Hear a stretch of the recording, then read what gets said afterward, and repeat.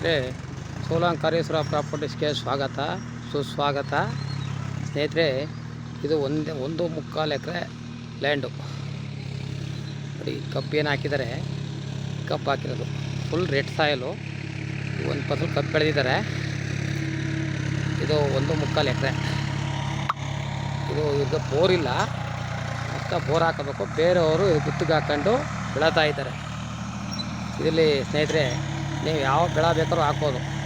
ಈಗ ಆಲ್ರೆಡಿ ಕಬ್ಬು ಹಾಕಿದ್ದಾರೆ. ತೆಂಗು, ಅಡಿಕೆ, ಬಾಳೆ, ಮಹಾಗನಿ ಯಾವ ಫಸಲು ಬೇಕಾದ್ರೂ ಬೆಳಬೋದು ನೀವು. ಏನು ತೊಂದರೆ ಇಲ್ಲ, ಚೆನ್ನಾಗಿದೆ. General property, Lingayat community.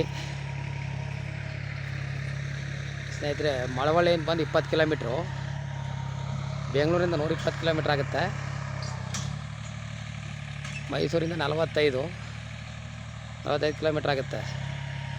ಇವರು ಕುಂಟೆ ಬಂದು 85,000 ಹೇಳ್ತಾ ಇದ್ದಾರೆ. ಸ್ವಲ್ಪ ನೆಗೋಷಿಯಬಲ್ ಇದೆ ಸ್ನೇಹಿತರೆ. ನೋಡಿ, ಅದೇ ಲೆವೆಲ್ಲು. ಒಂದು 150 ಮೀಟ್ರ್ ಸಬ್ ರೋಡು, 20 ಅಡಿ ರೋಡು, 150 ಮೀಟ್ರು ಡಾಂಬರ್ ರೋಡಿಂದ ಇದೇ ರೋಡು. ಡಾಂಬರ್ ರೋಡಿಂದ 150 ಮೀಟ್ರು ಸ್ನೇಹಿತರೆ.